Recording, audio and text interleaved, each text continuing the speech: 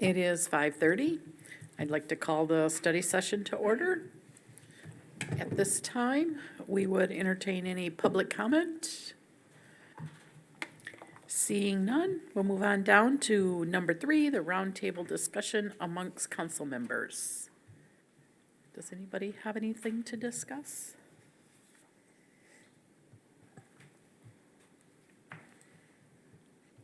Joel? If it's okay, I'd like to just spearhead Sure. some discussion or get some direction Sure. from council. So after the strategic planning meeting 2 Saturdays ago, staff mentioned we'd type up all the responses from the different council members. Mayor Galloway, you were not there for that part, and we would get that to you and schedule like a second meeting / prioritization. How do you want to pick your priorities? So that list is going to be coming by the end of this week from Michaela. Do you guys just want to discuss that during a study session, or do you want a separate meeting, a little more informal kind of setup meeting? It'll still be like informal like Saturdays was. Walk me through, give me your recommendation on how you would like to proceed on prioritizing that stuff.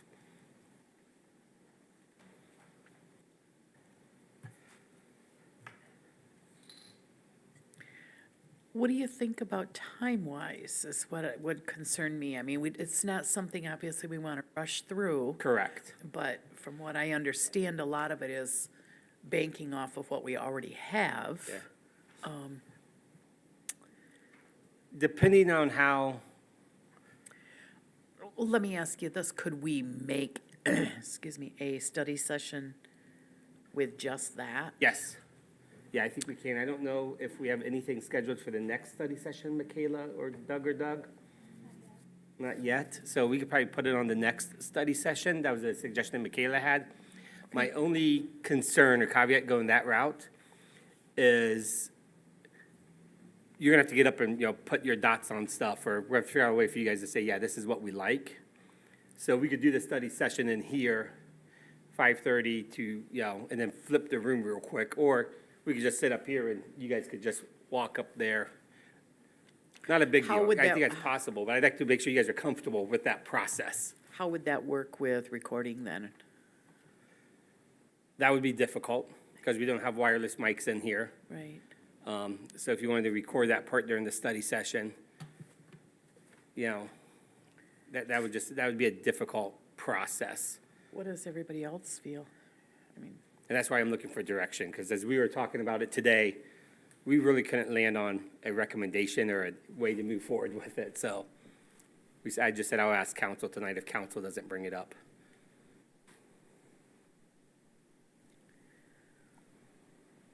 Personally, I wouldn't have a problem doing it during a study session. We have an hour and a half to go through them, and if there's more time needed, we could either schedule a second meeting or just extend it into the next session. is that okay, Peter and Mike? You fine with that? Okay. All right, so we'll put it on the study session for the next meeting. Michaela, you were right, I was wrong.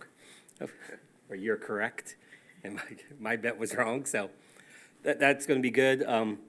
We'll go ahead, like I said, we'll get those out by the end of this week for you to have that, review time, and, Teresa, if you would like to add stuff, you can send stuff to Michaela, and she can include those. Okay, thank you. Mike, do you have anything for tonight? Peter? Delora, anything? No. Dave? I was curious when we'll see the next streetscape update. Sure, so the Thursday, as we noted on our Facebook posts and our website, we're having that joint meeting with MDOT on the roundabout plan, and we're gonna have some boards in here to talk about the streetscape, so we figured people would probably, ask questions on both projects, because they're really not separate projects. They're both over, it's a 2-year process we're going through here. We will be probably doing an update at your first meeting in February. We had the pre-construction meeting January 17th. We received some information at that. There's still some other information that they have to get for us that we can share with the public about, scheduling and really the extent of phase 1. When you look at Phase 1, that's going to be the west end of, or east end of Hubbard and Brady, and that's going to include the intersection of Brady, Hubbard, and Locust. And the question is, how far west are they going to go in that intersection? Because we have the bump out going down to our walkway, or lighted walkway down to the riverfront. And there was some conversations on, do we do all that work the first year or the second year? So they're looking at some things. Dan Donbass from Marsh is going to give us an updated, what I'm going to call schematic, showing where those joint cuts are going to be between the phases. And so hopefully we'll have those by that first week in February, and we can give you an update then. Schedule is still slated to start the first week of April. We'll be doing a groundbreaking late part of March. Yeah, so we're working with our state legislator, the retired U.S. Representative Fred Upton, elected officials at the state and federal level that received, that were able to secure funding for this project. So we want to invite them for a groundbreaking. Council, obviously, you're going to be invited, similar to what we did with the Riverfront Park when we did the splash pad. When we do a big community project like this, we like to start with a groundbreaking. So Marsh will provide the shovels. We'll provide the smiling faces.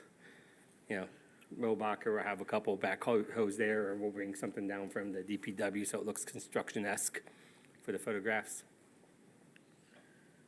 Okay. Thank you, Joel. Bill, do you have anything to discuss? I got 2 emails one from you, Joel, one from the schools about meeting with them on their open house. For the BioTech. Yeah, so. Which one's what? Correct. So ATech is doing an open house. It is the third Wednesday of February. It's the night we have Public Spaces Commission at 6:30. Okay. So I reached out to Rich, the principal at ATech, said, hey, this is great. Sorry, I won't be able to make it because Public Spaces Commission meeting that evening. He responded, goes, I would love to host you and city council members and anybody else from the city hall staff you'd like to do to give you guys a personal tour of, the tech center. And so we set up, that's the one I sent. Okay. So as a community leader, as a council member, you probably received what I'm going to call a formal open house invitation to that one in February. We have a more personal one scheduled. Do you remember the date that was scheduled, Michaela? I'm drawing a blank on the email. 15th. The 15th of February. Thank you, Mayor. They're going to provide lunch, so the culinary students are going to prepare lunch for us there. We'll get a more personal tour of their operations, their different programs. Rich is really excited to host city staff and city council for this, so that's why that was the email I sent. And I think we asked council members to let us know if they can make it or not. I know we're still waiting to hear back from the mayor, but most of you have responded back to us, I believe, Michaela. Yep, a handful of staff members are going to be joining you as well, and I will be there, of course. That's what that email The is. second one. Yeah. One of them gave a date of January 20th you wanted to answer. When did you want us to know, Michaela? That's when it was, I think. That was my. Yeah, it might have been January 20th, just to make sure it doesn't go out, but you're still okay to let us know. Yeah, We're not going to cut off the save the date reservation yet. I just told her. Yeah, there you go. That's an easy way for this to work. So yeah, if you haven't responded to Michaela and you want to go, let us know, because I just need to give Rich a head count so they can prepare enough lunch for people. Along that same line, Parker, is DDA going to meet on the 8th yet? Is that still the plan, or will it be the 15th? Because Yeah, so based on feedback from some of the other DDA members that are only able to make the 8th or can't make either, we're just gonna go ahead and hold our regularly scheduled meeting for the 8th. Okay, So we won't perfect. mess with that date or Okay. time. All right, good. Thank you for Okay, checking. Thank you. Yeah. All right. If there's nothing else for roundtable, let's move on down to number 4, which is the presentation regarding the PACER ratings for city streets.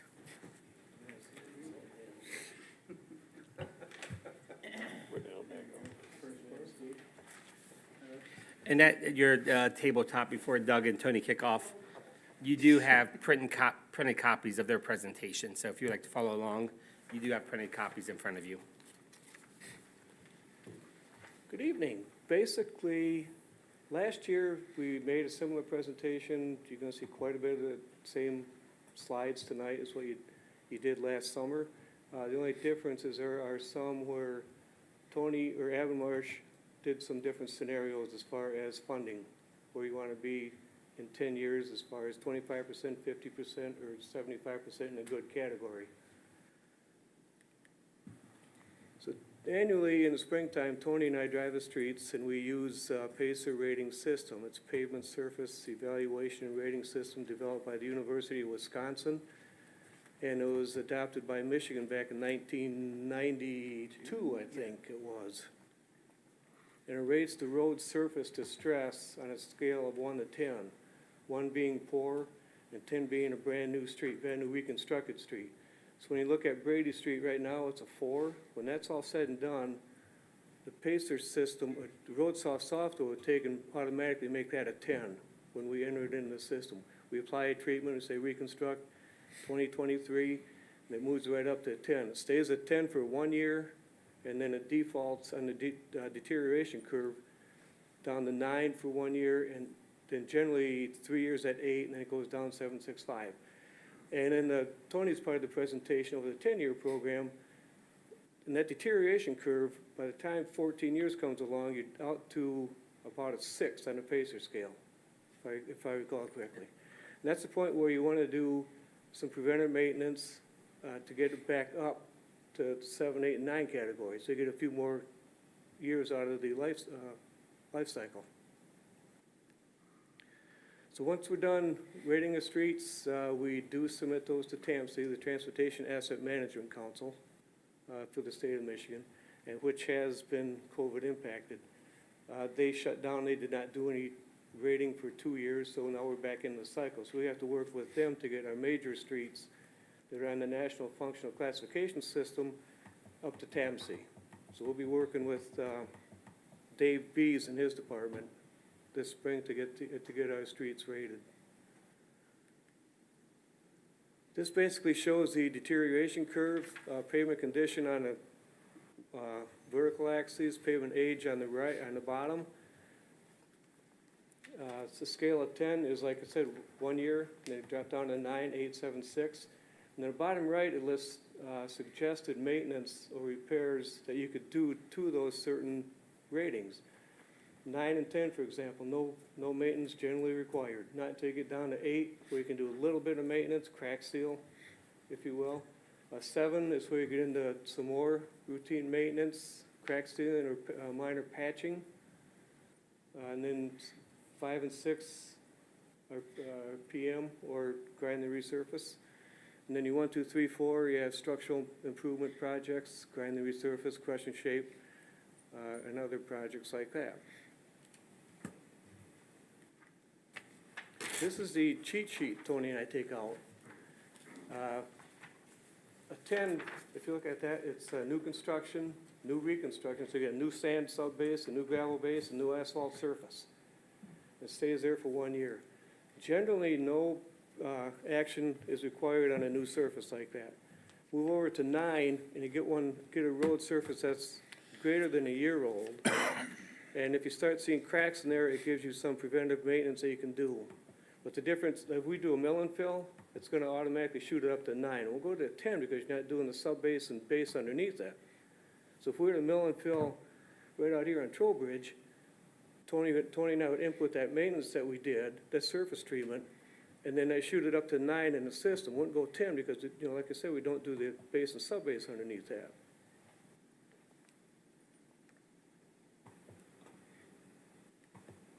And here's a summary of our current PACER ratings. These, if you notice on the bottom left, it says total centerline miles. Okay, that's 1 mile of roadway. When Tony's into the presentation and RoadSoft, they deal with lane miles. So a road a mile long with 2 lanes is 1 centerline mile with 2 lane miles. On the top row is the asphalt with curb and gutter. Then you follow that with asphalt standard. Standard asphalt would be like up in Grant Street area, no curb and gutter, strictly asphalt. Then we have concrete, standard concrete. We have a couple blocks of North Street that are concrete. And then gravel standard, we do have some gravel that we didn't really rate. That's gravel, yeah. So if you look for nine, or under 9, for example, we have 0.184 center line miles of asphalt, 1.839 of asphalt standard with no curb. For two center line miles, or if Tony was talking, it'd be 4 lane miles. So when you look at, you can look at all those and sum those up. The right-hand side, we have 29.2 miles of roadway. Does not include the projects that we have this year. Okay, that's all. That's not into the equation, because those are already planned and funded for. The total center line miles are 29.23, and the average Pacer rating is 4.8, so it's almost a 5. So we're down, like I suggested at the strategic planning, we're about 61% in the poor, 1, 2, 3, 4, and about 40% in the 5, 6, 7, 8, 9 category. And you can see that on this one. It'll be close. And here's this visual aid.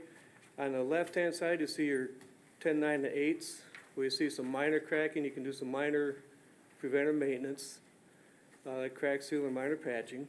7, 6, and 5, in the fair category, you can do crack seal patching or some other surface treatment, whether it's a chip seal, a micro seal, a slurry seal, something like that to prolong that surface of the roadway.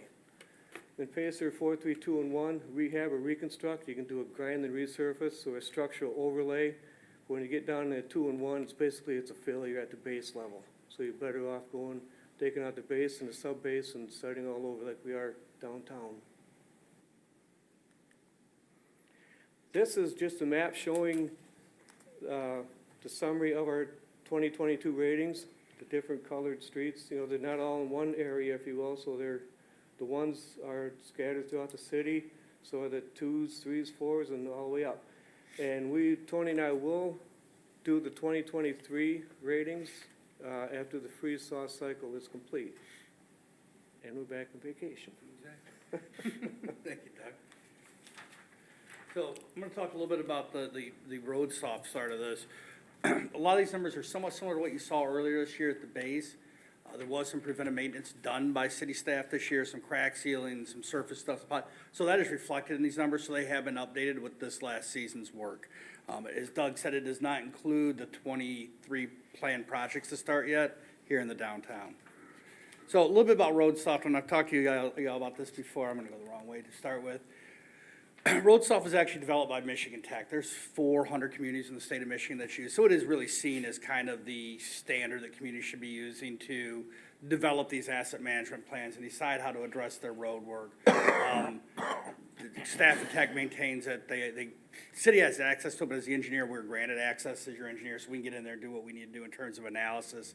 It combines the rating stuff that Doug and I do with some best practice and some GIS tools, so we literally can on the data collector rate the roads while we are out there going. So we can stop, we can look at the road, we can talk about it, make sure we're on the same page, enter the rate in the system, and it's automatically uploaded into the road soft at Michigan Tech.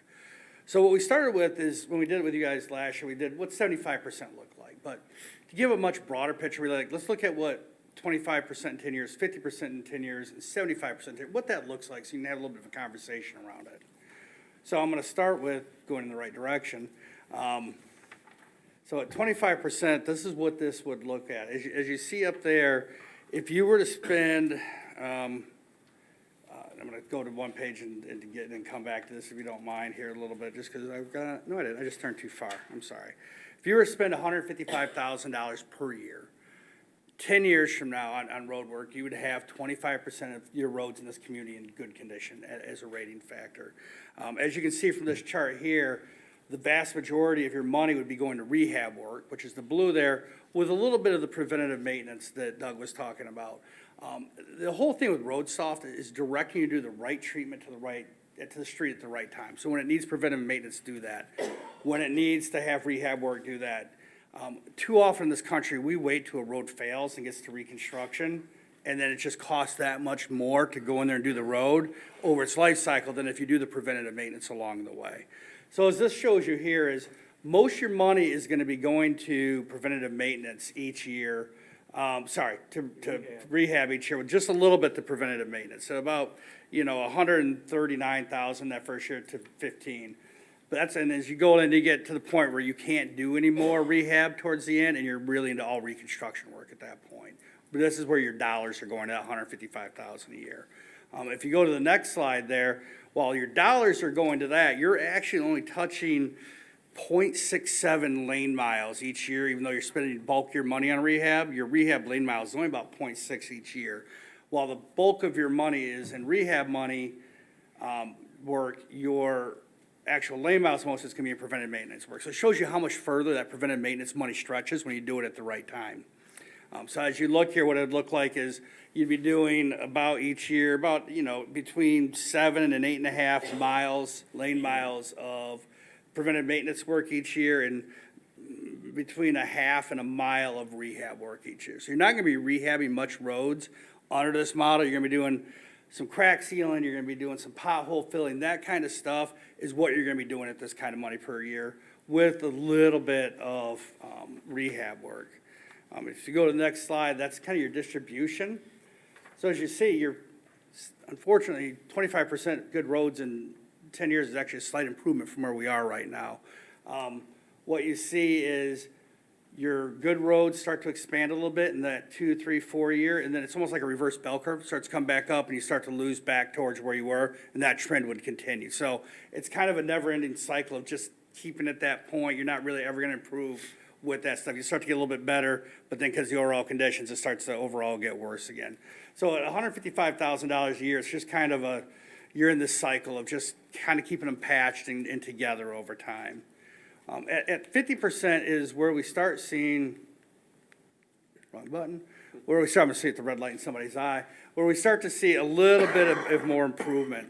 I'm gonna go to this first slide that shows the spending. It said about $155,000 a year, you're going to about $330,000 in road spending a year to get 50% of your roads to good condition in 10 years.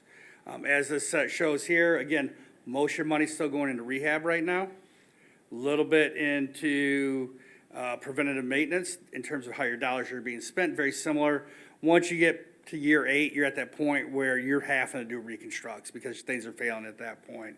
So at $330,000 a year, you could get 50% of your roads to good condition in 10 years, spending that much money every year. What that shows you in terms of the maintenance performed, it's the same thing as before. While most of your money is being spent in rehab, only about 1.3 miles to, 1 to 1.4 miles per year of lane miles you're actually addressing, versus 11 to almost 13 lane miles a year with your rehab money. So even though your rehab money is this much, that's really where you're touching on the road, is that preventive maintenance work. And what this shows here is kind of, again, it shows you how it is, but it's stabilized a little more. You get a little bit more of that reverse bell curve when you look at it here. You start from not a ton good roads, you get to 50% pretty quickly, and you hold on to 50% pretty quickly as you go through this plan. So at that spending per year, you start to see a little bit more consistent good road conditions in about year 4, and that carries on the rest of the way. So that gets you to a point where you're much better than where you are today, spending that money each year, and you get it to that 50%. You can kind of hang on to that going out if you're spending that kind of money. 75% is kind of the standard that RoadSoft uses. It doesn't mean it's what you have to. That's just kind of what they use as where a community should benchmark and shoot for, and I'll talk a little about that here in a minute. To get to 75%, it's a pretty significant spend increase to over 50%. I mean, if you look at it, you're not quite doubling, but you're starting to get into that realm. To get to 75% good roads in 10 years, you're gonna be spending about $675,000 per year. That's what it costs year in and year out. At 10 years, you would have 75% of your roads in this community in good shape, which is basically over 3 times what you have right now. So it's a pretty significant increase in terms of the quality of what you have rated as good roads. Again, on this one, you're seeing most of your money on rehab, because that's where we're at in the community when you look at our ratings. We just have a lot of roads that need rehab. What happens if you don't do the rehab work, going to the preventive maintenance stuff, that's where you got the joints open and everything else, and you're starting to get that water more and more into that road base, so that freeze and thaw cycle. And the more you get that, the more uplift you get, just that road goes even quicker. So we're at that point where it's either do the rehab, if we don't, we're gonna be in reconstruct. That's really what it is, it's about spending the money smart earlier to avoid, push off that reconstruction as much as you can, get into what Doug was saying earlier.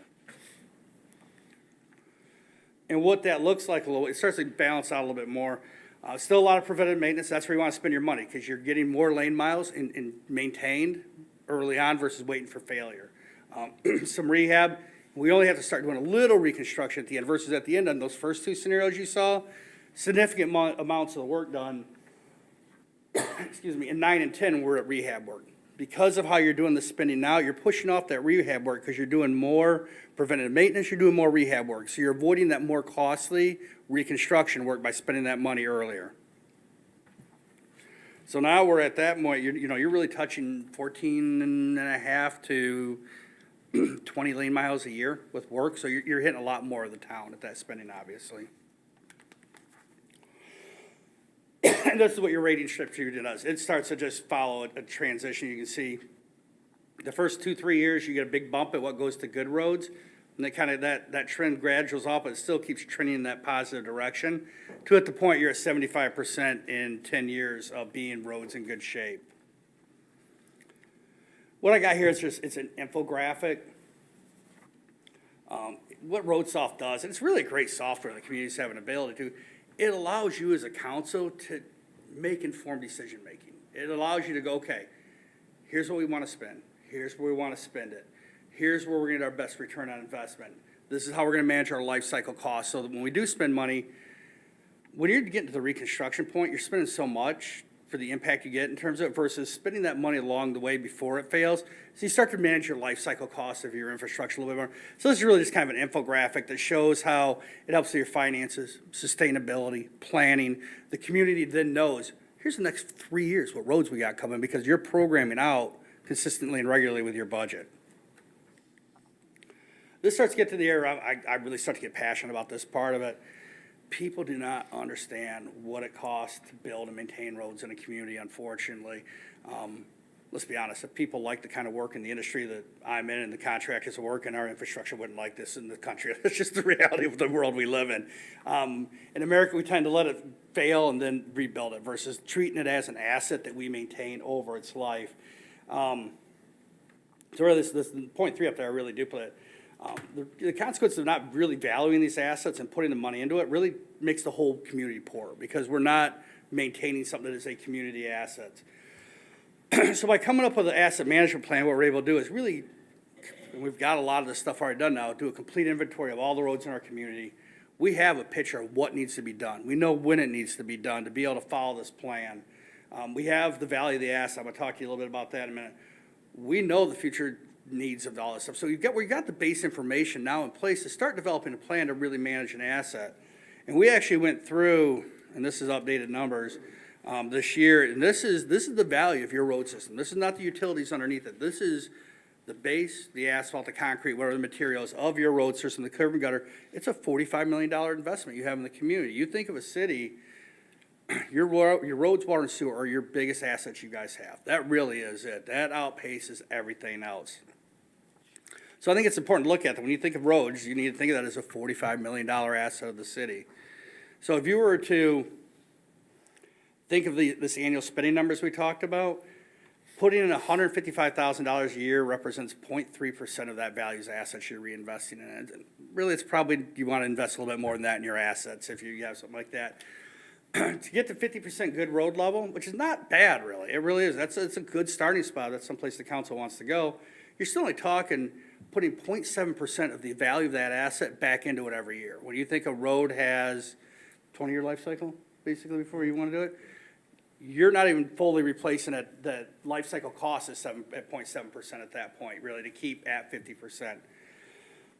To go to a 75% level, that's $675,000.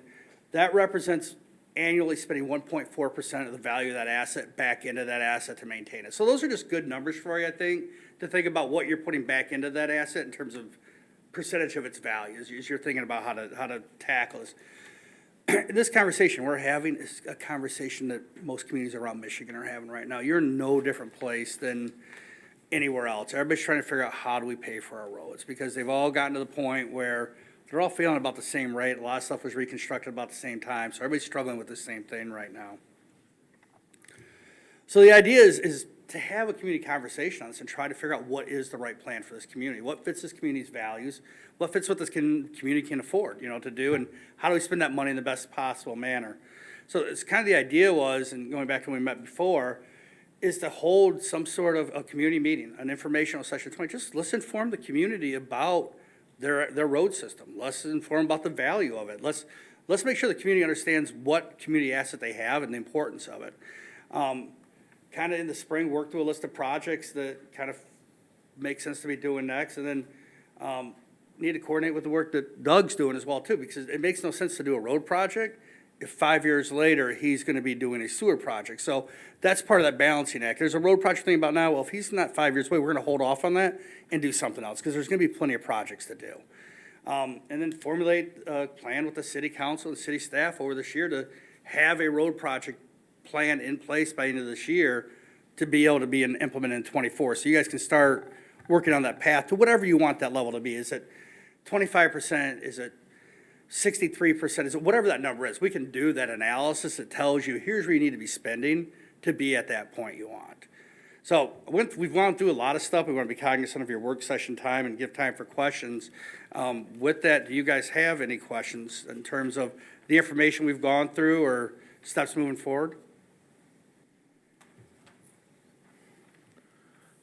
I'd like to see an overlay with our current water and sewer line conditions. I know we had a map of that as well, and try to coordinate that to possibly use sewer and water funds as if we have any reconstruction projects that are in those areas anyways.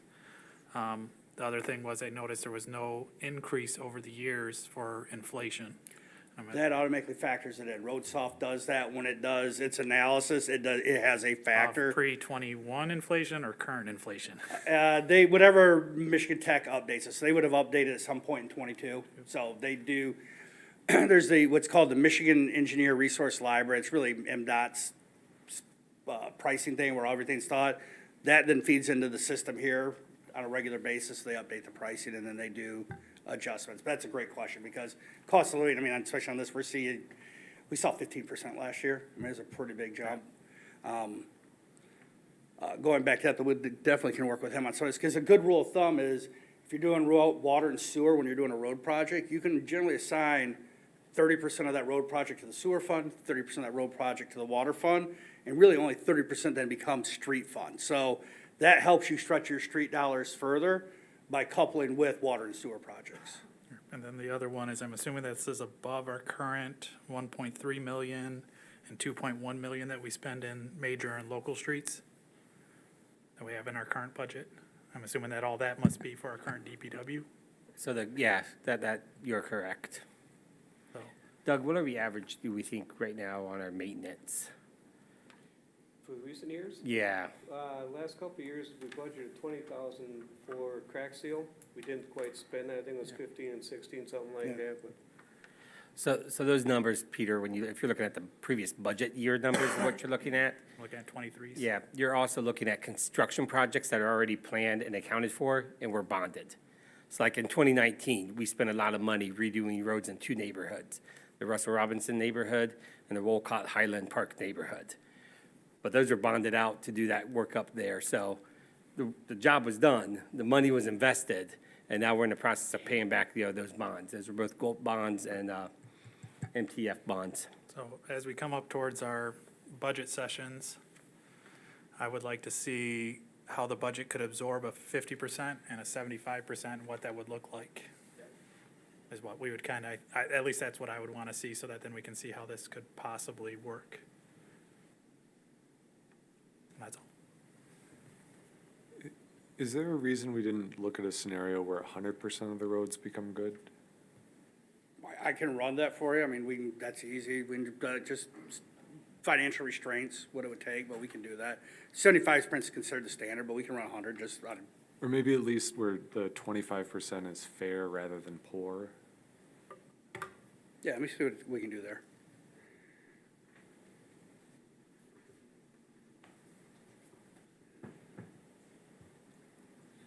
Does road soft go out any further than 10 years?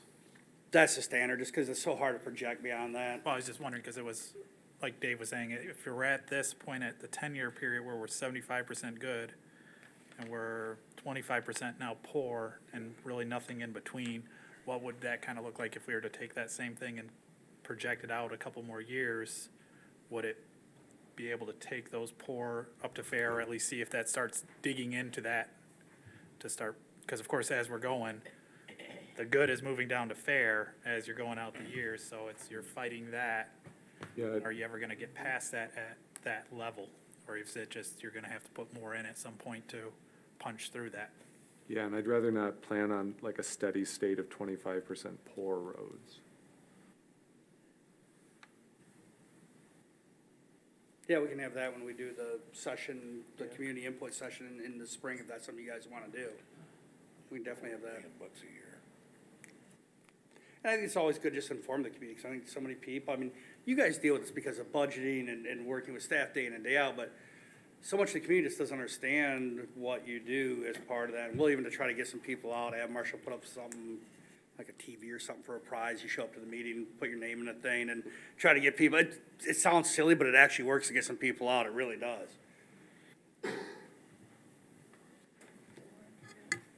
Yeah, actually, Peter touched base on most of the questions I had, what was budgeted now, so we've got that. It's only like 20,000, is that correct, Celine? 20,000. Okay, so that's And a then when- major increase.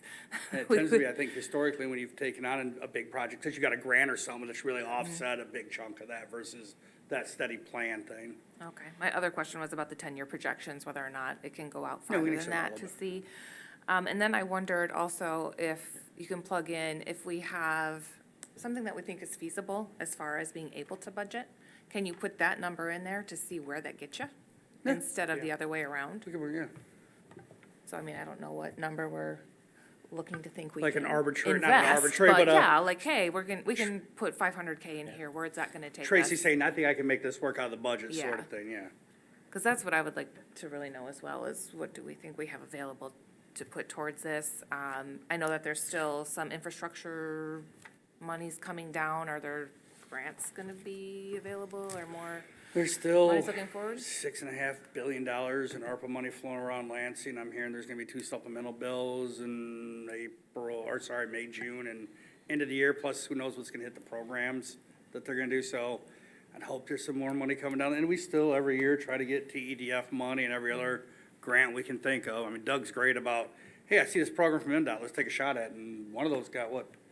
HSIP? Yeah, they got 600,000 for the city last year, just because he got an email from MDOT and goes, let's go for this, and we looked at it like, okay, and so that, those opportunities do come out, we And try I to was be. gonna mention that you two work really well together, finding those opportunities for funding, so Yeah. that's a really beneficial relationship, and I trust that you'll continue to do that. Yes, we will. Going forward.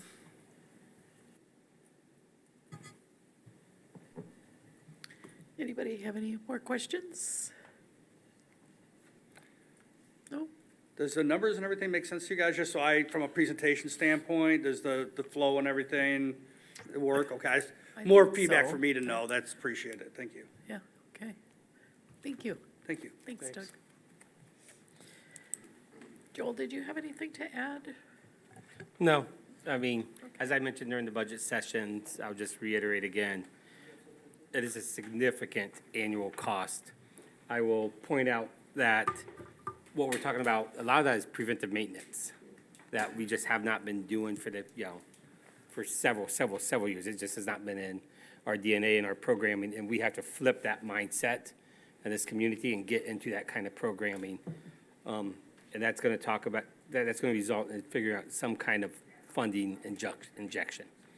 More than just, when grants are available, securing those grants. And we'll always do that, and we've been successful. Tony and Doug have been great at securing those grants. But there's gonna be a little deeper conversation I think we have to have as a community when it comes to these roads. I'll say I'm really interested to hear what the community has as far as input. Yeah. Once they see these figures and understand, Yep. are there some other opportunities in millage, something that we can Yeah. add to order for us to pass any type of thing, a millage or anything like that, we need to have the public know what's going on. Yep, agree. I think, you know, some kind of a meeting or whatever with, Yeah. with the community would be very advisable. I think I brought up last time whether we should, one of the options is invest in our own equipment for crack seal rather than just contract that out. Since that's a major part of this, it looks like a major part of this is maintenance. When I'm looking at the charts going, many miles is maintenance, would it be more advantageous and better cost effective to say, we have our own crack seal, we just have to buy the materials and we go out crack seal the streets ourselves? And those are all options we can put down on processes for moving forward. That's something Doug and I were just talking before the meeting, was do we have the capability, and by capability being staff able to do it? And the answer is, yeah, I mean, they fill potholes, you know, but there is a technique to it that we need to be aware of. Plus, they have other job duties that, you know, this would supplant, you know, something they're already doing. But to me, this is a high priority. Road conditions is very high. Whether we own the equipment or we lease the equipment, just so that we can get it done and see if that's more cost effective, and say this week or 2 weeks is crack sealing weeks that we're just going around doing our preventative maintenance like we should be doing on a regular basis anyways. But you also have to have people that know how to do that. It's not just spraying tar and it's done. You have to have you have to clean there's it a out. And Yeah, there's a all that knowledge other that you have to make sure, to it. Yeah, I know, there's, So- you So you have to take have the air gun, you trained blow people, out they can get training. people as well, so. before we end this conversation, Doug Swears, can you come up to the mic real quick? Because we're going to transition into your presentation. Yes. The comment, and this is just so you're on the mic and you're not yelling from the audience, about the conditions of our sewers. We did the criticality maps back in Yes, 2017. 2015 through 17, we did the asset management SAW grant that, what Priner Newhoff had done at that time, looked at the criticality of the sewer system, primarily the sewer system, a little bit of the water system, and took the PACER ratings of the roads at that time. And there was a 10-year plan made at that point. We're 2/3 of the way through that plan. So yeah, I mean, what Abamarsh is doing now should be updated with that, and we can use the same criticality map. When we installed new pipes in Russell Robinson and in Wolcott Highland area, did we update that map? No, Okay, but we're able to go back and update that map, Yes. correct? And yeah, we're 2/3 into the plan. We also shifted gears a little bit by leapfrogging the yes. downtown streetscape Move above. projects around. So, but we'll get those maps updated with the most recent stuff we've done. I'm not sure how much sewer lining we've done since that. Yeah, most of it's been the projects. Okay, so it won't be too hard for us to update those maps, but we'll have those maps available too. Because what Tony mentioned, it's what Doug and I have mentioned multiple times, it's, I believe, every city council member has mentioned at one time or another. Let's not, mill and fill or crush and shape a road, and 4 years later, have to rip up a sewer line beneath it, because that's just not smart planning. So we're gonna wanna look at those criticality maps as we include those as part of that discussion. And I just wanted Doug to be here, so when I ask the question, he doesn't yell from the audience what year it was done and stuff. That's all I have for this, and thanks, Tony and Doug, for the work you've done on this so far. But our work's not done yet. This report more or less was like the kickoff for the work we have to do, including, putting a meeting together for the public and getting that message out. Okay, so we are gonna plan on putting a meeting together Yeah. then, and good, perfect. Okay. Thank you. Moving on to item number 5, review of a 3-year contract extension with BioTech Agronomics. Yes, BioTech is our current biosolids contractor. They come into the treatment plant, remove the biosolids from the storage tank, and land apply it. Their contract is up the end of February of this year. They met with me 2 weeks ago, gave me a proposal for extending the contract.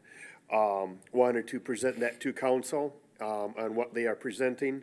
It is an increase over the next 3 years. Each year they are increasing it. First year is 7.5%. Each of the next 2 years is 6.5% for the cost per gallons. And then the lab fees go up a little bit. The currently do lab analysis on the biosolids itself. Mostly are metals and nutrients, and then PFAS once a year that we pay for. They are required to do analysis on the farm fields. That's all included in the price of the gallonage of the biosolids.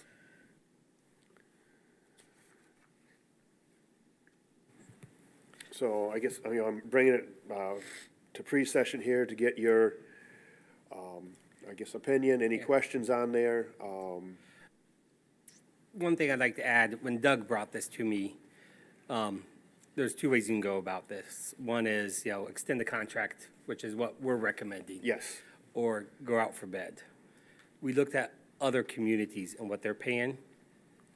They're paying Substantially more? substantially more than what we're paying, and our Yes. concern is if we go out for bid, then they might see this as an opportunity to bid a little higher, knowing what other communities, or what they've won their bids at other communities.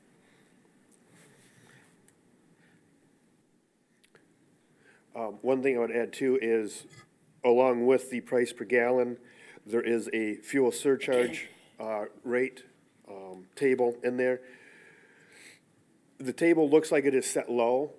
It's based at fuel surcharge starting after $3.50 a gallon. Obviously, now diesel fuel is right around $5 a gallon, a little bit under. I did I'll say quick math, and if we haul 7 million gallons of biosolids this coming year, with the price increase up to the 3.98 cents per gallon, figuring a 15% fuel surcharge on top of that, we would end up with a price of 4.58 cents per gallon. And based on the communities that were surveyed, that puts us under all of them but one of them. Facility E would have a lower price than what we would have even with a fuel surcharge at $5 a gallon or 15%. So just wanted to throw that in there because did look at, the fuel surcharge as an additional cost. Are we having any trouble finding land to put this on? Is that our problem, or does BioTech take care of that? BioTech handles finding all the farm fields, talking with the farmers, filling out the application for the state, getting the fields permitted and all of that. I'll say, there's always, we can always find more land, or we always need to find more land, whether it's because this field has already been planted and we can't apply to that one this year, so we need to find another one. BioTech has done really good. One of the reasons, as I explained to Joel, why I would prefer to stick with BioTech is they know the farmers in our area.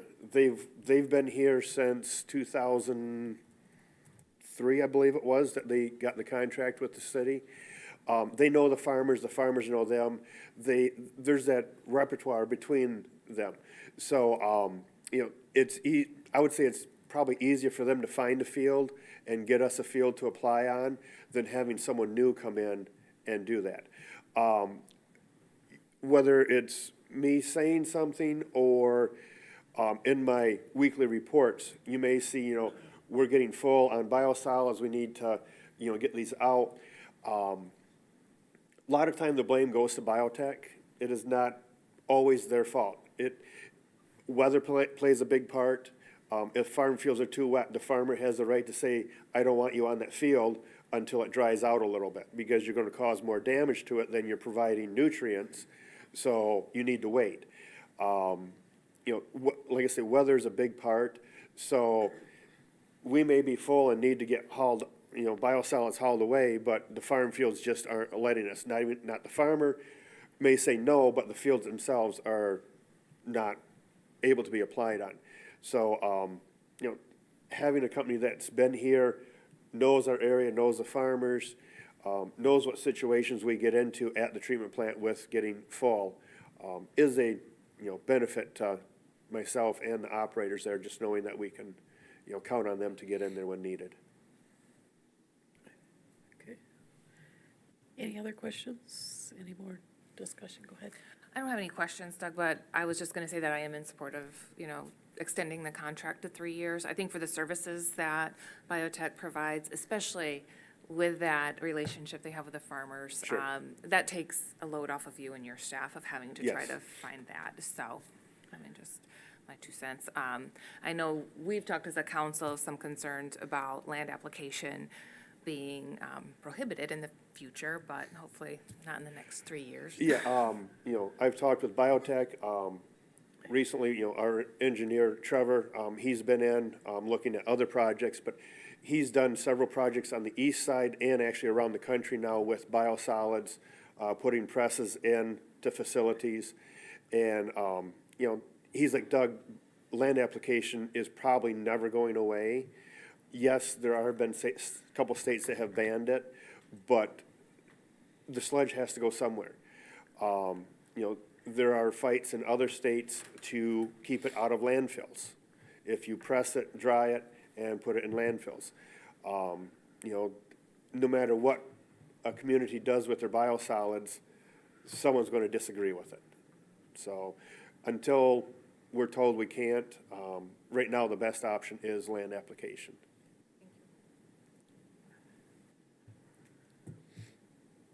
Anything from either of you? Anything else? Okay, All right, thank you. Then I will prepare a PO and for council to approve the contract extension at the next meeting. thank you, Doug. Thank you. Next on the agenda is the review of the December revenue and expenditure report. This is something Tracy prepares for us, and I love it. And I know Delora is in favor of it, so. Did you have anything to add to that? Nothing to add. Does This is anybody something- have any questions on it, or? If Tracy was here, she would say, if you have any questions, you could always call her. You can set up meetings to come in and talk to her. So she's an open book when it comes to this stuff. So I know, Teresa, you went through that with us last year when you had some questions, and so. Yeah, she's very helpful Yep. and very knowledgeable, so. Just ask how she's doing in her recovery? Yep, she's recovering. We've been texting a little bit because she watches you guys on the YouTube feed. And so as you guys were talking about, Yeah, right. yeah, as you guys were talking about the money, she had some comments, and I'm like, we'll talk later. So, yeah, she is recovering. She's doing well. She is missed at City Hall. I'm trying not to bug her too much because she is working from home, but I'm trying to let her she's doing all the budget prep right now. So she sent out all the budget forms to the department heads a week ago. She sent more forms out to me and my staff earlier today. So she's going, and she's answering texts and emails and voicemails, but I'm trying not to call her every 15 minutes with, hey, Tracy, I need help with something, so. Good. Okay. Okay, next on the agenda is the review of the council agenda for tonight. Did anybody have any questions or anything on that? There's no changes, correct, staff? That's good? Correct. Okay. All right. If there's no questions, it is 6:23. We will adjourn till 7 o'clock for the regular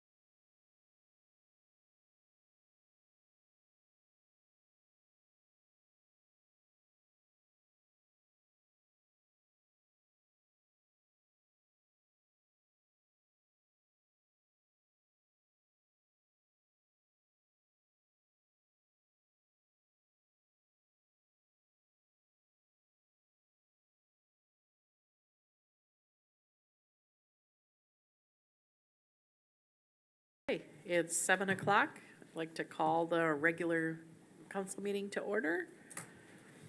Michaela, could we get a roll call, please? Sure. Councilmember Zeter, Present. Councilmember Hands, Present. Councilmember Andrus. Here. Councilmember Redding, Here. Councilmember Morgan, Present. Mayor Pro Tem Byrd, Mayor Galloway. Here. You have a quorum. I make a motion to excuse Mayor Pro Tem Byrd. Second.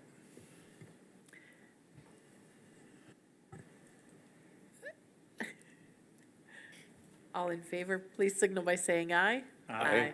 All opposed, same sign. Motion passes. Forgot what I needed to say there. At this time, could we stand and say the Pledge of Allegiance, please? Pledge allegiance to the flag of the United States of America and to the republic for which it stands, one nation, under God, indivisible, with liberty and justice for all.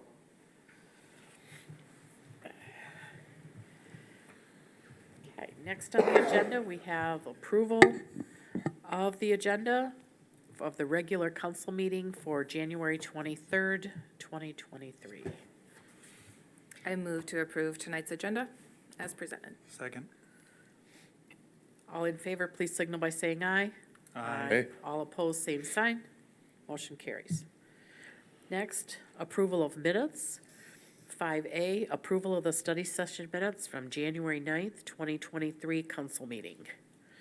Do we have any changes or anything on any of these? Oh, okay. Could I get a motion, please? I so move.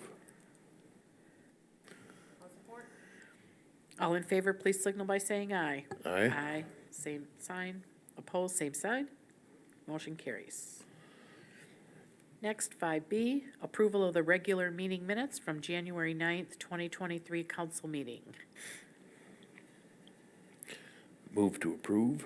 Second. All in favor, please signal by saying aye. Aye. All opposed, same sign. Motion carries. 5C, approval of the strategic planning minutes from January 13th, 2023 council meeting. I make a motion to approve. Second. It has been moved and supported. All in favor, please signal by saying aye. Aye. All opposed, same sign. Motion carries. And 5D, approval of the strategic planning minutes from January 14th, 2023 council meeting. Move to approve. Second. It has been moved and supported. All in favor, please signal by saying aye. Aye. All opposed, same sign. Motion passes. Okay, next is public comment. Seeing no public, we'll move on down to number 11, which is reports from boards, commissions, and city offices. 11A1 is Downtown Development Authority, January 11th meeting. I'll try and go through this. Parker can correct me if I'm wrong. We had our meeting on January 11th. We reappointed the same chairperson, Mark Heather. Vice chair is Michelle Leggett, and Carl Canales is the representative for the public spaces. Then we touched on the Downtown Development Authority boundaries. Parker presented there's really no changes, he just presented an updated map that was created by Gerald Derry of PCI. We also talked about the 2023 Downtown Allegan events. The DDA members wanted to see a QR code directing them to the downtown website. So Parker's gonna add that, and then it was approved, 9-0. There was a match on Main, the MEDC grant. If you recall, in December, Heronmark LLC was the recipient of the requested $25,000. And then there's another one upcoming that Parker's put a deadline out there for applications. And we're gonna discuss that at the next meeting. And then the Downtown Allegan Social District operating hours. It was proposed to move from 11 a.m. to 11 p.m. and move those times to 7 a.m. to 2 a.m. And they agreed with that motion as well. And then we discussed the downtown improvement project update. And Joel just gave an to Parker and Joel together gave an update on that. So that is what we talked about. Next on the agenda is the Public Spaces Commission report from January 11th meeting. Bill, you going to take that, please? I certainly will. The first order of business that day was order to, I'm sorry, select the chair and vice chair. Chair would be Judy McCall, vice chair was Paula Mintek. We went over the Rossman Park improvements from the grant that we were getting, which included ADA compliant sidewalks, some benches, water fountain, a drinking fountain for a water bottle filling station, a dog watering thing, and one for people, of course. Resurface the pickleball courts, game tables, checkers, chess, concrete ping pong tables. Was that a cornhole too? Were they gonna do that? Yeah. Okay, Cornhole is what I'm cornhole. thinking, And talked about an area that wasn't being developed. They wanted to maybe use that for art in a park type thing or something like that, to put arts and stuff like that there. Let's see, Oakwood Cemetery, they went over that. They would like to see an arborist maybe, and they are contacting a conservation, whatever it is, ACD Conservation District. them have it. guys, about a arborist. And let's see what else. Discussed about the trees being put back into the city. Approximately 60 to 65 was there, Joel? Yep, we're at 60 trees going downtown. Yep. They would like to put signs, because there's a lot of people been complaining about lack of trees being all taken down and everything else, so. And they asked Parker if he'd put some signs around. And let's see, and we also were discussing the playground areas at the schools when the schools decide to make their move, elementary schools. Because we need the park space for playgrounds and things for children, especially on was it the west side? Yep, the rest side of town. On the west side of town, so. Excited for the streetscape project, that's about it. Okay, thank you, Bill. Next on the agenda, 11A3 is the Riverfront Design Committee from January 11th meeting. Joel, your name's on that one. Yeah, Michaela put my name, or Parker put my name on the agenda, so Bill, you kind of I luck got out out. of that one, didn't I? More or less. So the Riverfront Design Committee met 2 weeks ago, and then last week we had a public house, open house meeting here. So 2 weeks ago, the Riverfront Design Committee, just to go over the presentation boards that are now in the lobby area of City Hall for the public to see, and were presented last week at the open house. They were okay, and, they approved the boards that were being presented. They approved the presentation layout that was being presented last week as well. One thing they did agree to, and they're hoping council kind of gives them this blessing, is to allow them to continue to meet as needed, about once or twice a year, to kind of just be the public oversight of the dam removal, fully understanding there's going to be a lot of start and stops, with this whole process now. I mean, it's going to be in my language, it's going to be a drawn-out process. In the state's language, it's going to get here before you know it, kind of, as Mark Mills shared last week as well. So they would like to continue to meet, but they know they're only going to meet as needed, over the course of the next, throughout the process. So we have a couple members that have not been active on it, and they're at the point now where they're going to recommend that that member, remove their membership, and council can appoint someone new to it.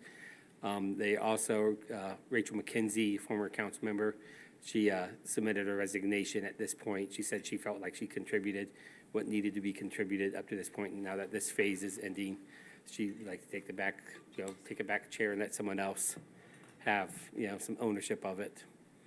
That's pretty much what they've discussed, the public open house. A handful of you were present at that meeting. we're gonna update we're gonna finalize the designs. Once the designs are finalized, we're gonna have one last internal meeting with AECom and our representatives from the state. And then we will send that completed report and package to the EPA and representatives from Georgia Pacific, who we feel will probably be the potential responsible party for this portion of the Kalamazoo River, just so they fully know our intentions, for dam removal and restoration. Any questions? All right, thank you. Thank you, Joel. Next on the agenda, 11A4 is Planning Commission from January 17th meeting. Roger being absent, it was pretty simple. I'll take this. We had a discussion regarding the City of Allegan draft master plan document. We just basically went over that with a fine-tooth comb and, what's his name? Eddie? No, Jerry. Yeah, Jason Derry. Jason was there and was doing some corrections, and we really hoping February kinda to roll it out or to, Yeah, very Have a much so. So, final. yeah, by February, we're gonna have the Plan Commission give one final review. Yep. And then, if they're comfortable with it, we'll start scheduling the public meetings that are required per the state act for the review of the master plan, the future land use plan map and the draft master plan. okay, thank you, Joel. Next, the Finance Department, request to approve accounts payable and payroll. Delora, would you like to take that? Certainly. Thank you. Accounts payable in the amount of $1,717,225.03, and payroll in the amount of $139,078.60, for a total disbursement of $1,856,303.63. I make a motion to approve. Support you. It has been moved and supported. All in favor, please signal by saying aye. Aye. Aye. All opposed, same sign. Motion carries. Next on the agenda, we have water utilities. 11D1, request to approve a purchase order for USA Blue Book for WRRF Lab spectrophotometer. How'd I do? Replacement in the amount of $6,473. Doug? Yep, this is one of our pieces of lab equipment. Our old spectrophotometer is getting up in age. Some of the buttons are starting to get hard to use, and we would like to replace it. This is the model that we'd like to replace it with. It is in the budget. It was identified in our asset management plan as being up for replacement this year and was placed in the budget for replacement.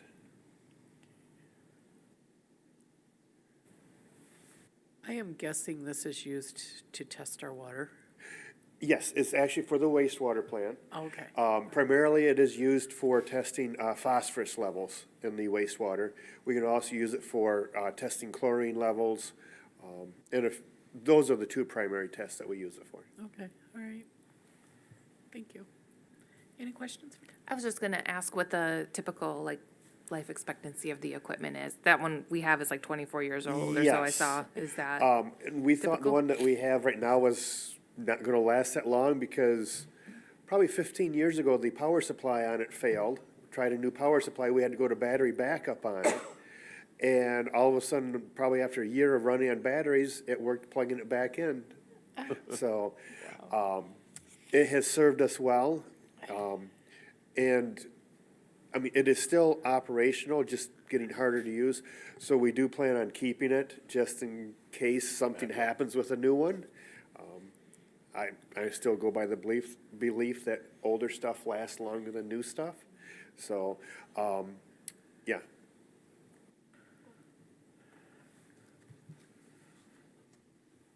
Any more questions for Doug? All right. Get a motion to approve, please. I make a motion to approve the purchase order for the spectrophotometer in the amount of $6,473. I support. You did worse than I did. It has been moved and supported. All in favor, please signal by saying aye. Aye. All opposed, same sign. Motion carries. Thanks, Doug. Thank you. Okay. Next on the agenda is Public Works, 11E1. Request to adopt Resolution 23.01, a grant for Rossman Park, and appoint the city manager as an authorized signatory. Thank you, Mayor. As shared with council several weeks ago via email, the city of Allegan applied for and received or was awarded a grant from the state of Michigan through their Recreation Passport Program in the amount of $112,000. The grant application we submitted was for improvements to Rossman Park. The total of that project is $149,400. The city's local match is $37,400, which was budgeted in the fiscal year '23 budget. So the money has been set aside for this in anticipation that we would win this grant. As Councilmember Morgan mentioned during his overview of the Public Spaces Commission, they reviewed this award letter. They discussed the improvements. As submitted, we do have some flexibility in the park design that we submitted because it just says outdoor sports improvements. What we're going to recommend is there are 2 cornhole setups there. They really would like to see the installation of an outdoor ping pong table. Our neighbors to the north, the city of Grand Rapids, has installed several in their parks. A handful of council members on the table have seen these and have shared with me their desire to see them out there. So we feel we can incorporate that, within the current programming that we have here and limit the outdoor cornhole stuff. They do want to see the outdoor cornhole, the one set that's there right now stay in there. There's 2 sets right now. They like to keep at least 1 set of that there. And then they talked about the outdoor picnic areas or the picnic tables, as I think we refer to them as. There's a game top areas, chess and checkers can be played there. So they're excited to see that happen as well. I'm asking tonight that you adopt a resolution which, accepts the terms of the agreement and that you are assign me as a signatory so we can just move those, paperwork faster through our office.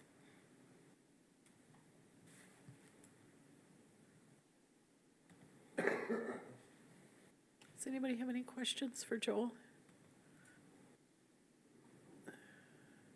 I'm assuming before we move on with this I know is just to approve the grant and stuff, but will we get a proposal of what is gonna happen where when the time comes for design of this? Yeah, so in your packets, you saw what I'm going to classify as a concept that we submitted with our grant application that showed the proposed accessible concrete cornhole game in this area, the proposed benches, the proposed accessible route that's 8 feet wide, the accessible handicap spaces that are along the north side of Fifth Street, the crosswalk that's going to be identified there, trash receptacle. So what you're seeing in the packet is probably 95% of the final design. What we'll bring into you is probably some designs of what the benches are going to be. So they're not just black boxes on the map, but you'll see the style of design, the style of the benches, the design of the benches, the tables. Was that what you were asking? Yeah, it is. I've seen all of this, but you just said, they want to move a cornhole maybe and put Correct. in this and do. We'll so show are you we the updated design of that? what we're looking to get your approval before we modify this. Okay, Yeah, we will bring that to you before we modify. okay, all right. Will there be any concern with the crosswalk where it is, being right next to a major junction and people coming off the road? Now you can't really see who's coming off the road at that crosswalk. I don't know if MDOT has any regulations on that as far as crosswalks near the major. We did talk at one time about talking to the state when they redo that. Correct. Of putting a crosswalk over by J.C. Park. So we are having conversations with MDOT, and this was shared at the Public Spaces Well, I'm not talking Commission. across the highway, I'm talking know. about this one. You're talking about how it's so far off, and Up that's probably and- 10, 15, 10, 20, 25. You're away That's from probably it. 40 feet off the intersection design where you see those 2 black lines. over Fifth Street on the map. Yeah, so Peter, we'll have that conversation with them, not to make sure it's a safe location. Their line up there probably was just lining up with the van accessible area, Yeah, that's what I figured. but, and there's also, yeah, I don't have a, I'm not a fortune teller, or crystal ball, or future reader.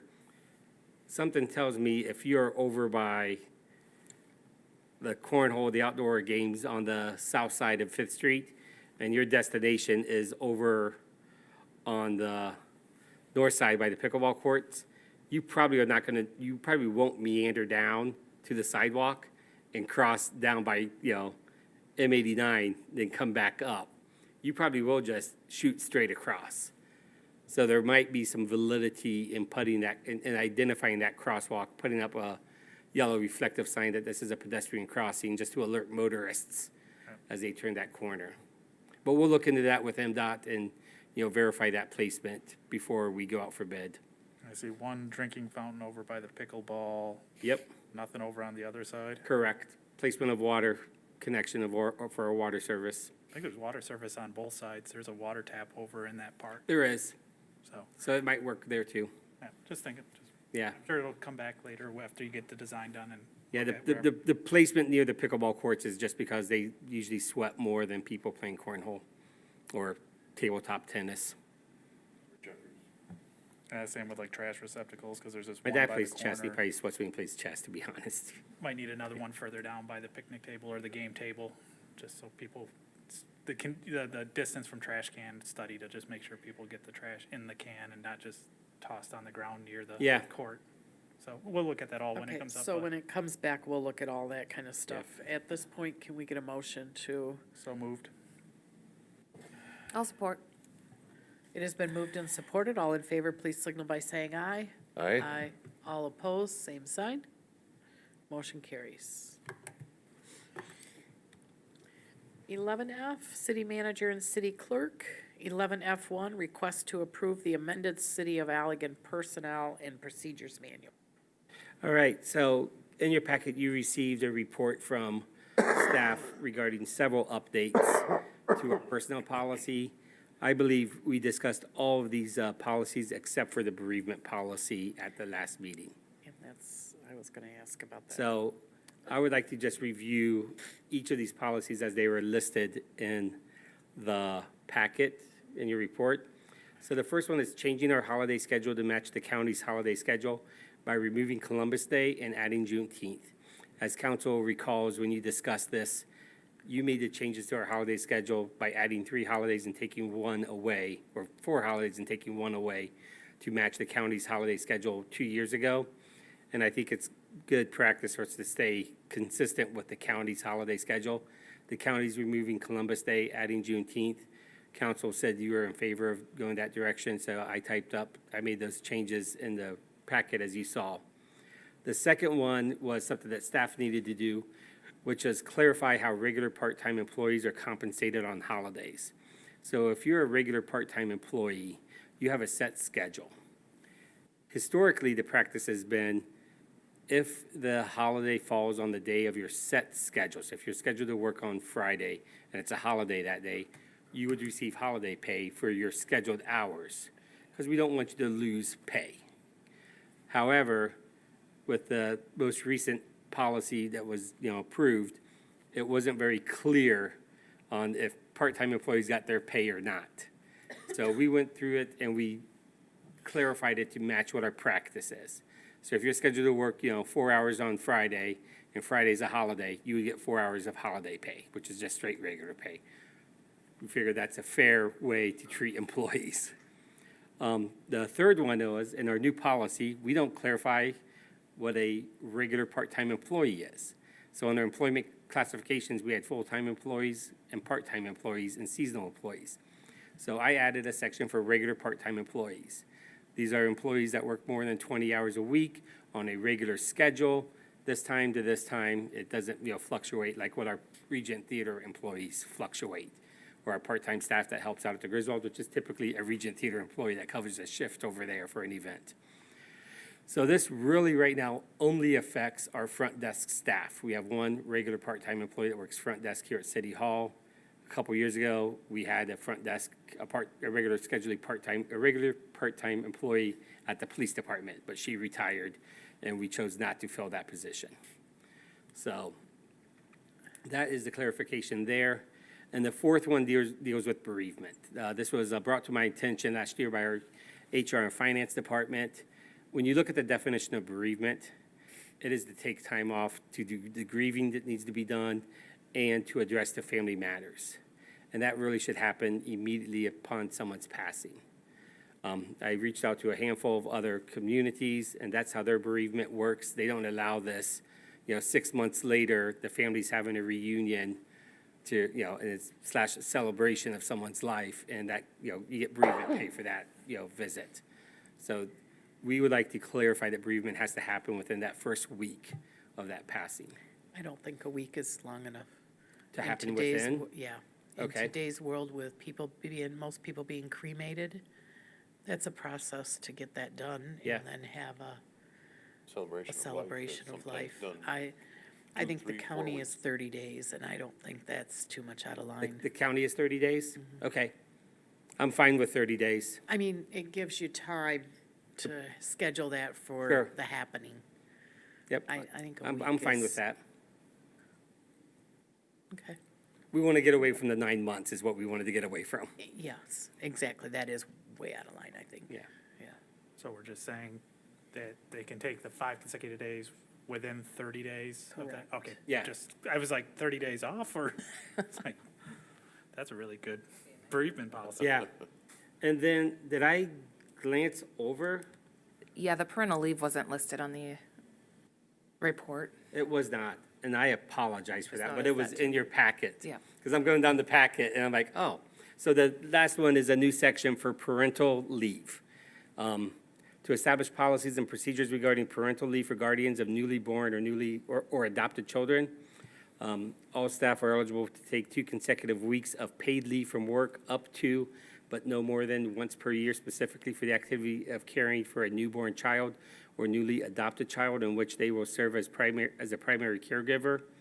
The time will not be deducted from staff members' available PTO time, but is instead a donation of time to the employee from the city of Allegan as employer. The one, I would say, discussion point that council was having is how, what time can you take that? Within the first 2 weeks of the birth or adoption, within the first 30 days. A couple of you offered within the first year. Some of you thought 6 months was appropriate. So I threw in 9 months. I picked the middle. I split the difference. Fully understand that several council members felt that 2 weeks is nowhere long enough for paternal leave. I understand that this is a larger national issue that needs to be discussed, but I believe this is a step in the right direction for the city to offer. If they need more time than that, we do have FMLA, that they can also plug into. Now granted, that's unpaid, but they can also bank their PTO, which, some employees do as they know, an impending event is coming up.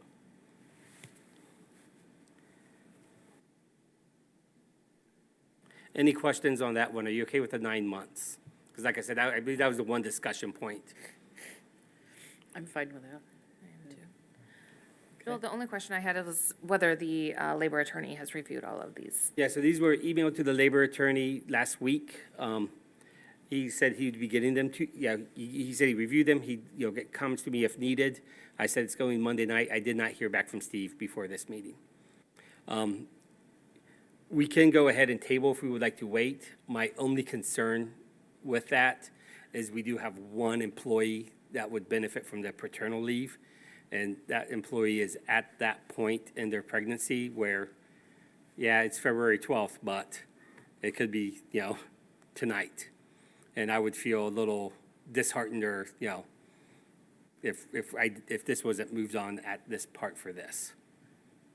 Do we not have a maternal policy right now? No. Okay, so that's why it was No. why at all. And I'll be remiss, Okay. I think I mentioned to the council, we did have I'm just going to use traditional terms, I'm trying not to offend people. We did have a father last year that, had a newborn, And I heard there was some discussion amongst him and some lower level, I'll just use the term lower level employees. It never got to me. This isn't a result of, trying to protect certain employees or anything, but, when I heard that, I was like, man, this kind of stinks that we weren't able to have this, 9 months ago or, a year ago, whenever that, birth occurred. Okay, yeah. I'm fine with going ahead and approving it, because you're not gonna let it fly if it's not legal anyway. I mean, if he comes up with something. Correct, yeah. If he comes back and smacks the hands, you will see a new, All I would ask is that you bring it to us again if it changes. is most all. definitely. So, Yeah, council has to approve the employee policy, so yeah, I can't enact any of this unless council gives passes the motion and makes these amendments. And if you make a motion, you can approve the slate in one motion with the amendment that the bereavement. bereavement is changed from, 5 days to, 30 days. within the first week 30 to days. within the first 30 days.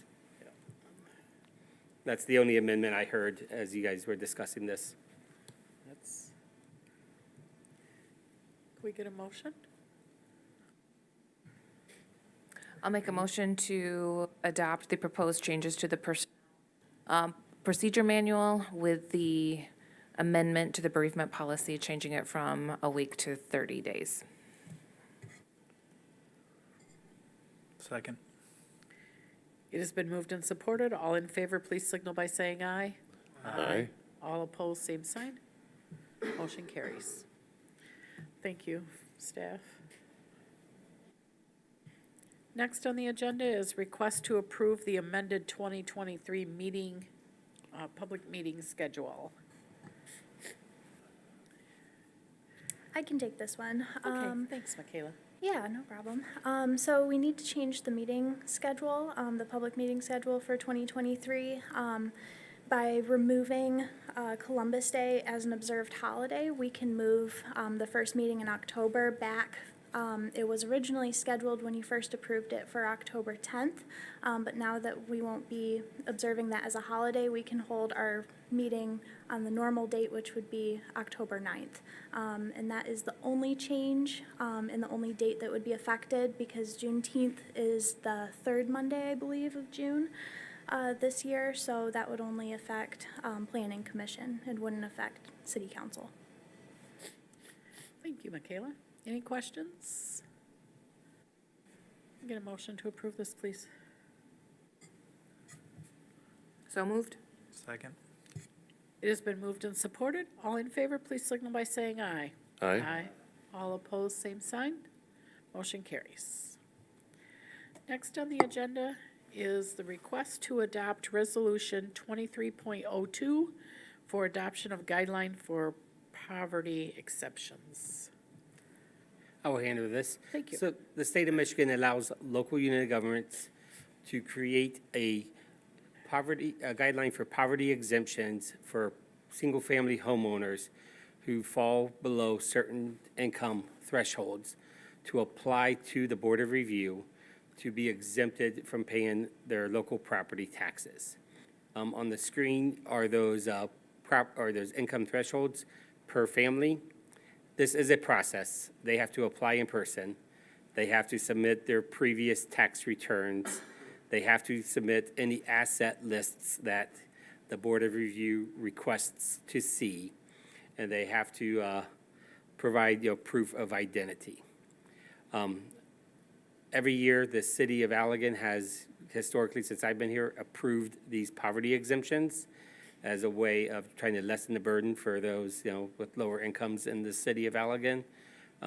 So we're just, and this is an annual thing that we have to request the council has to approve it every year, and the individuals, if they want, have to apply for it every year. Okay. Any questions for Joel? I just had a question. With the family of 5 income, is that That's a correct? typo. Okay. And that's in the resolution as well. So can you look up the email from Lindsay real quick? I The did not catch packet that. says 43,660. Not if you go down number 3, the applicants. But then farther down under number Yeah, in the 3. resolution it says Right, but 13. Yeah, it says Yes, 13, but in 6. the packet, the description thing says 43,660. that's what it should be. Yeah, I think so, but. And just real quick, are these like federally? Yeah, so the poverty limits are designed, are designated by the federal government. And so this would be approved, adopt a resolution with the amendment that a family of 5 may not earn more than 43,000 would be the amendment. And again, we apologize. Then I saw one other thing. Section 4 with the FOIA notice to them. I'm assuming that includes that we would redact social security numbers because they're submitting their tax return, so. Yeah, so with all FOIA requests, we redact any personal information that is eligible to be redacted per FOIA government requirements.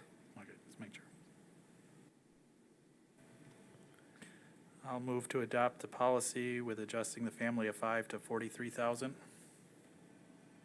I'll support. It has been moved and supported. All in favor, please signal by saying aye. Aye.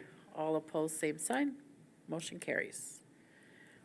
Next on the agenda, 11F4, request to approve the amended social district hours of operation. Parker? Sure. Go. Okay. Yeah. So you'll recall at your previous meeting, we had discussed this at a study session. That was after the conversation had started at a downtown lowdown meeting. After your previous meeting, the DDA discussed it, as Mayor Galloway mentioned during her review of the meeting. And they did, at that time, vote to approve an amendment, or a recommendation rather, to change the social district operating hours from 11 a.m. to 11 p.m. To 7 a.m. to 2 a.m. At your strategic planning meeting a couple Saturdays ago, Chief Gibson chimed in and had some reservations about 2 a.m. So this proposal that we have in front of you tonight is from 7 a.m. to 1 a.m., pulling it back an hour so it's not into the morning to the point of bars closing, but still captures at least that 12 a.m. hour where annually we have our New Year's Eve celebration that people are out on the riverfront utilizing the social district area until at least midnight. And then as the event dwindles, 1 a.m. is that proposed cap. So, anything else, Joel? The only thing I would just add for your information, Parker's correct, the police, we shared this with Jay Gibson this morning during the department head. I said, you got the memo, I haven't heard back from you. He goes, I spoke my piece. So I'm not gonna say he's wholly in favor of this 1 a.m., I don't wanna put words in his mouth, but his response was, I spoke my piece this morning.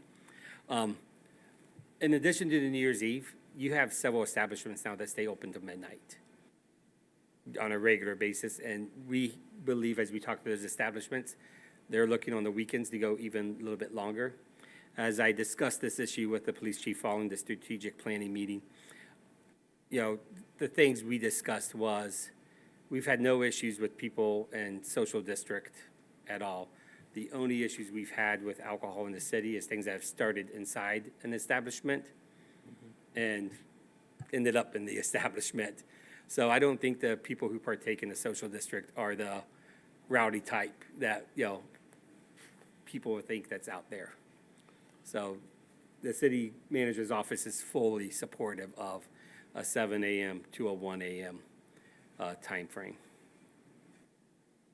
If we find that that's not working out, we can change that? You can change this on a dime, yes. That's what I was wondering. Yep, if we run into an issue, it takes 18 hours to schedule a public meeting and to change this, and it probably takes us, it goes into effect immediately. We would let all the bars know, and we would submit the new hours to the state of Michigan, so they would be fully informed. Now, do those hours have to be the same every day, or can we have different Friday hours? Or So different- we didn't receive any kind of response from the MLCC on that issue.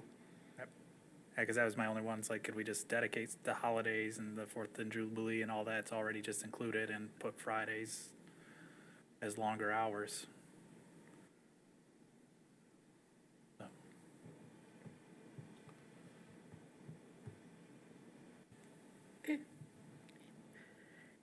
Could I get a motion, please? You sure can. I'll make that motion. Thank you.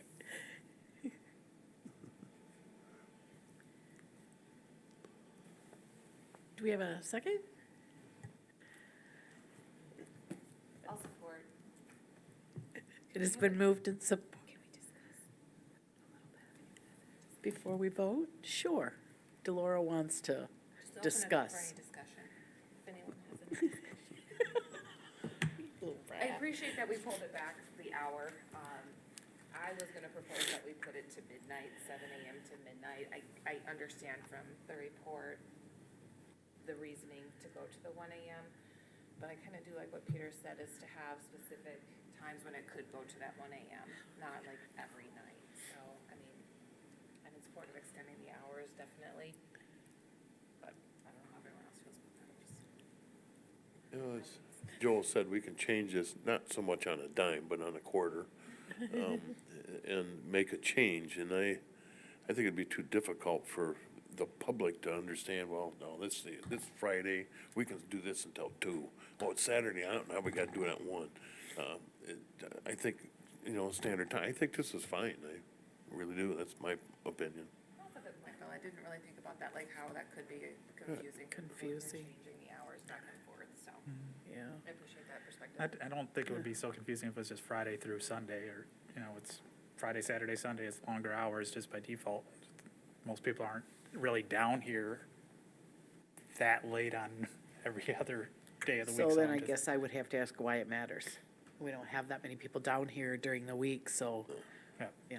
why does it matter if we I'm- have it at 11 or 1 or noon or midnight or? I'm willing to try it out and we'll see how it goes. Okay, we have a motion on the floor. All in favor, please signal by saying aye. Aye. All opposed, same sign. Motion carries. So it will be 1 AM for now. We'll give it a shot. All right, next on the agenda is communication from city manager, council, and mayor. Doug, do you have anything? Nothing further tonight. Thank you. Michaela, Parker, Nothing tonight. all right. Joel? Just a friendly reminder, if you guys ever want to talk, give me a call. If something pops in your head. But right now, I have nothing that's on the top of my head to share with you. Thank you.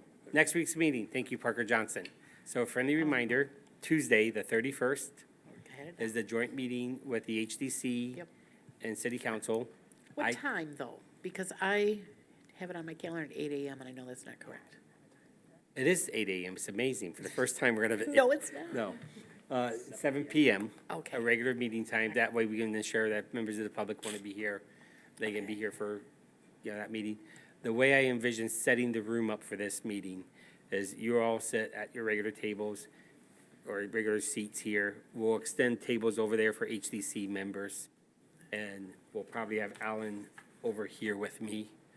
And then Michaela and Parker will slide down. Tuesday, January 31st at 6 PM. 7 PM. Thank you, everybody that corrected me. I got it like stereo. That's good. That's good. So yeah, just, that's the way we plan on having it happen. It will be set up like a regular meeting. We'll probably move public comment to the end so people don't speak at the very beginning, but they allow the conversation to happen amongst you. If you have specific questions you'd like to ask Alan, I think it'd be appropriate for us to just send them like, hey, here's some specific questions. You can filter those through me, and I'll create a list, and I'll send Alan a list. He plans on getting here in the afternoon, since he's taking time out of his, day and busy schedule. I'm gonna show him a couple of neighborhoods. We're gonna give him a tour of the Griswold, to give him a tour of the Regent Theater, and then I'm gonna take him out to dinner, before the meeting. I just felt that was appropriate, so that's the process. Okay, thank you, Joel. And then Thursday's meeting is an open house. Thank you, Parker.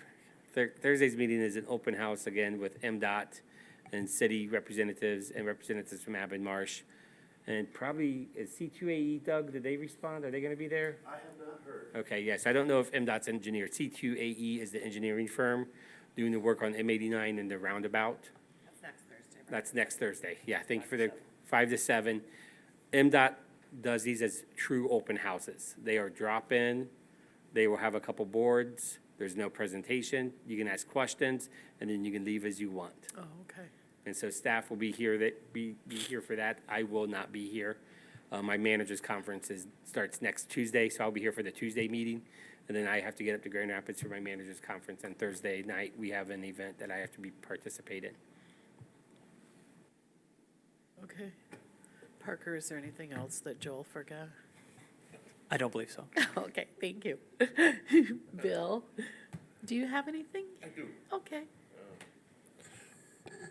I don't know if any of the rest of the council members have been involved with a water main breakage in their area.